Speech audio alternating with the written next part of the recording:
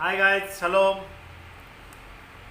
प्रियो, प्रभु का धन्यवाद करता हूँ कि फिर एक बार आपके सामने आने का मौका दिया। और प्रियो, मैं बताना चाहूँगा कि कल किसी ने मुझसे एक क्वेश्चन किया। उस क्वेश्चन के बारे में मैं आपके सामने कुछ शेयर करना चाह रहा हूँ। क्वेश्चन ये था कि ब्रदर, बहुत से पासवानों को देखता हूँ, वो प्रार्थना करते हुए तेल लगाते हैं, तेल लगा के प्रार्थना करते हैं बीमारों के ऊपर, और तेलों को बेचते हैं, तेल का बिजनेस बना रखा है। हालेलुया। तो क्या हमें प्रार्थना करते हुए तेल का इस्तेमाल करना चाहिए या नहीं करना चाहिए? क्योंकि उनका कहने का मतलब ये था कि बहुत से लोग ऐसे तेल को ज़्यादा महत्व दे रहे हैं और यीशु मसीह को नहीं दे रहे। हालेलुया। तो प्रियो, मैं आपके सामने वचन के द्वारा कुछ शेयर करना चाहूँगा तेल के विषय में।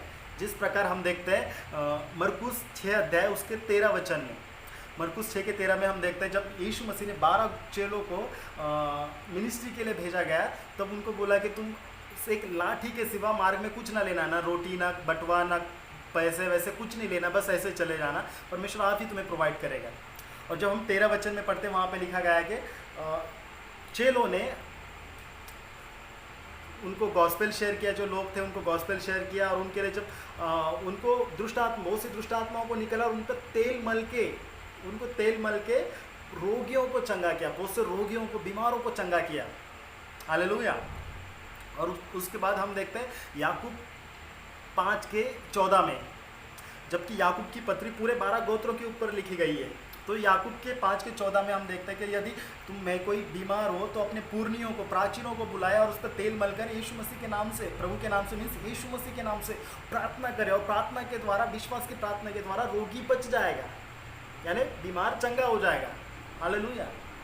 लेकिन प्रियो, अभी हमें ये देखना है कि तेल, एक्चुअल में तेल किसका प्रतीक है। हम देखते जिस प्रकार जकरिया 4 अध्याय 2 से लेकर 6 में हम देखते हैं कि जब जकरिया ने एक दर्शन देखा था, एक विजन देखा था, उसमें जो 6 नालियों वाला धूपदान है, तो वो हमेशा परमेश्वर के सामने होता है, मतलब उस वो पवित्र आत्मा का प्रतीक है। हालेलुया। तो जब तेल पवित्र आत्मा का प्रतीक है, तो हमें तेल किस चीज़ का इस्तेमाल होता है? पुराने नियम में हम देखते हैं हर बार तेल इस्तेमाल हुआ है ना, तो तेल अभिषेक के, किसी राजा को अभिषेक करना है, ये जो भी करना है तो तेल का इस्तेमाल होता है। तो तेल हुआ कहाँ पर है? क्योंकि हम देखते हैं पुराने नियम में सबसे पहले कोई भी बात हम देखते हैं नए नियम में मिलती है, तो उसका फाउंडेशन हमें पुराने नियम में मिलता है। तो तेल का जिक्र सबसे पहले पुराने नियम में आया कहाँ पर है? वो आपको मिलेगा उत्पत्ति 28 अध्याय 16 से लेकर 19 वचन में, जब वहाँ पर लिखा गया है, जो याकूब जो था अपने भाई को और अपने पिता को धोखा देके, जब रिबेका के कहने के ऊपर वो लबान के पास जा रहा था हरान में, जब मामा लबान के पास जब वो जाने लगा, तो बीच में रास्ते में ट्रैवलिंग करते हुए उस एक पहाड़ के ऊपर पहुंच गया और अंधेरा हो गया था, सूर्य अस्त हो गया था, उसके लिए उसने रात वहीं बितानी चाहिए। और वो जब वहाँ पे लेट गया, सो गया, तो सर के नीचे एक तकिया समझ के एक पत्थर ले लिया, और जब वो सो गया तो रात को उसको एक ड्रीम आया। वो ड्रीम में जब उसने देखा कि एक सीढ़ी है, एक स्वर्ग से उतरी हुई सीढ़ी है उस स्थान से, और स्वर्गदूत उससे चढ़ते उतरते हैं। जब वो मॉर्निंग में उठ गया तो बोला, यार इतनी कितनी डरावनी जगह है, तो भयानक जगह है, तो ये परमेश्वर के भवन को छोड़ कुछ और हो नहीं सकता। क्योंकि जबकि उस स्थान का नाम पहले लूज शहर था, फिर बाद में याकूब ने जब मॉर्निंग में उठ के अपना कमर से वो बटवा निकाला, उसमें से तेल लिया, उस पत्थर को खड़ा किया, उस पत्थर के चोटी पे तेल का अभिषेक किया। हालेलुया। तो जब हम देखते हैं कि वहाँ पे तेल का अभिषेक किया, और उसके बाद जब हम देखते हैं कि उस शहर का नाम बाद में उसने बेथेल रखा, बेथ-एल। तो बेथ-एल का मतलब होता है कि द हाउस ऑफ गॉड, परमेश्वर का घर। तो उसके बाद उसने परमेश्वर ने उसके साथ जब वाचा बांधी, उसने वाचा बांधी, तो वो कवनेंट आगे किस प्रकार पूरा हुआ हम देखते हैं। लेकिन तेल का मतलब होता क्या है? क्योंकि बाइबल में हम देखते हैं कि जिस प्रकार ओल्ड टेस्टामेंट में जैतून का पेड़ है, जैतून के पेड़ को इजराइल का स्पिरिचुअल लाइफ माना गया है, इजराइल का स्पिरिचुअल जीवन माना गया है। तो तेल मतलब तेल को हमेशा ही जैतून के तेल को ही इस्तेमाल किया गया है हर जगह पर। जब हम जैतून के तेल को इस्तेमाल करते हैं, तो जैतून का अगर हम देखते हैं रोमियो 11 के 17 में हम देखते हैं कि हम लोग जंगली जैतून थे, जब उनको काट कर अच्छे जैतून में रोपा गया, राफ्ट किया गया है। और रोमियो 11 के 18 में लिखा गया है कि पेड़ जड़ को नहीं संभालती, वरन जड़ पेड़ को संभालता है। और जिस प्रकार हम देखते हैं यूहन्ना 15 अध्याय में के यीशु मसीह कहता है कि मैं सच्ची दाखलता हूँ और तुम टहनियाँ हो, ब्रांचेस हो, और उसका फाउंडेशन परमेश्वर है। हालेलुया। तो अगर जैतून का पेड़ एक स्पिरिचुअल लाइफ है, तो पेड़ तो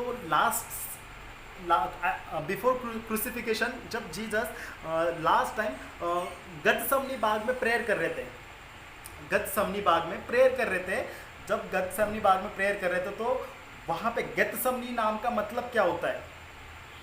हालेलुया। क्योंकि अभी हम देखते हैं तेल का जिक्र अभी ओल्ड ग्रीक लैंग्वेज में, ग्रीक भाषा में जब हम तेल का जिक्र देखते हैं तो वहाँ पे एलिफो का नाम मतलब होता है रगड़ना, यानी मसलना। एलिफो का मतलब होता है मसलना, रगड़ना। और एलियन मतलब जैतून के तेल को एलियन बोला गया है, यानी रगड़ के जैतून का तेल जो हम इस पे लगाते, सर पे लगाते, जो भी है, तो जैतून का तेल बोला गया है। लेकिन जो गतसमनी बाग है, गतसमनी बाग को इब्रानी भाषा में गत शमैनी कहते हैं। और गत शमैनी का मतलब होता है, गत मीन्स क्या बोलते हैं उसको, पीसा हुआ, मरोड़ा हुआ। जिस प्रकार हम गन्ने को मशीन में डालते हैं ना, तो पूरा निचोड़ के उसमें से जूस निकलता है, उसी प्रकार गत का मतलब होता है निचोड़ना, और शमैनी का मतलब होता है ऑयल, यानी निचोड़ा हुआ तेल। तो उस बगीचे का नाम था। और उस बगीचे में जीसस जब लास्ट टाइम प्रेयर कर रहे थे, तो हम देखते वो पेड़ तो एक प्रैक्टिकल था, लेकिन स्पिरिचुअली जैतून का पेड़ जीसस है। तो उस गतसमनी बाग में जब होल नाइट प्रेयर कर रहे थे, तो अपने आप को तैयार किया उन्होंने पूरा के निचोड़ने के लिए। और जब हम देखते बाद में जिस प्रकार क्रूसिफिकेशन हुआ गया, तो क्रूसिफिकेशन में जब कोड़े मारे गए, तो उसके अंदर से तेल निकला। अभी वो तेल मीन्स ब्लड। तो वहाँ पर हम देखते जिस प्रकार यशायाह 53 में हम देखते कि उसके कोड़े खाने से, और पहला यूहन्ना 1:7 में कि उसके लहू बहाने से हमें चंगाई और हमें पापों की शिफा मिलती है। हालेलुया। तो प्रियो, तो मेरा कहने का ये मतलब है कि तेल एक ब्लड का प्रतीक है, पवित्र आत्मा का प्रतीक है। तो इसीलिए कई बार, क्योंकि अभी स्पिरिचुअली तो मतलब यही एक वे है प्रार्थना करने की, ये नहीं कह रहा मैं, ये भी एक वे है प्रार्थना करने का, ये कह रहा हूँ मैं।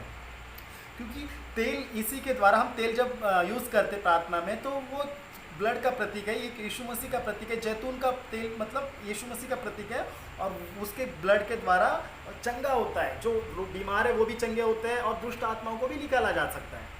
हालेलुया। तो यही मेरा कहने का मतलब है प्रियो, क्योंकि हमें किसी को भी डायरेक्टली हमें जाने बिना ही ब्लेम नहीं करना है, किसी को भी कि किसी पासवान को भी हमें गलत सलत नहीं बोलना है। क्योंकि जिस प्रकार हम देखते हैं कि रोमियो 11 अध्याय में पौलुस कहता है कि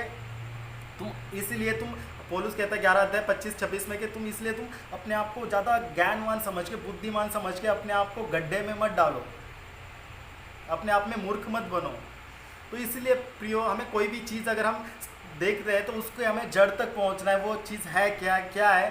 तो मैं यही कहना चाहूँगा, जो लोग ऐसे विरोध करते हैं, हो सकता है वो थियोलॉजी बैकग्राउंड वाले नहीं होंगे, या वो बस यहाँ वहाँ से हिले डुले महात्मा फुले उठ के आ गए यहाँ वहाँ से सुन के, और वो विरोध करने लग गए, ऐसा हो सकता है। तो प्रियो, मैं यही कहना चाहूँगा कि हमें अपने आप को कोई भी चीज़ अगर हम देख रहे हैं तो उसके जड़ तक जाना है, उसकी खोज करनी है, उसके बाद हमें किसी को डिसीजन देना है। हालेलुया। और हम देखते प्रार्थना जब हम करते हैं तो तेल का हमें विरोध नहीं करना चाहिए, क्योंकि तेल का विरोध कर रहे हैं तो हम परमेश्वर के वचन का विरोध कर रहे हैं, और उसके द्वारा हम अपने आप को मूर्ख जताकर उस परमेश्वर की उस ब्लेसिंग से दूर कर रहे हैं अपने आप को। हालेलुया। प्रभु आप सबको आशीष दे।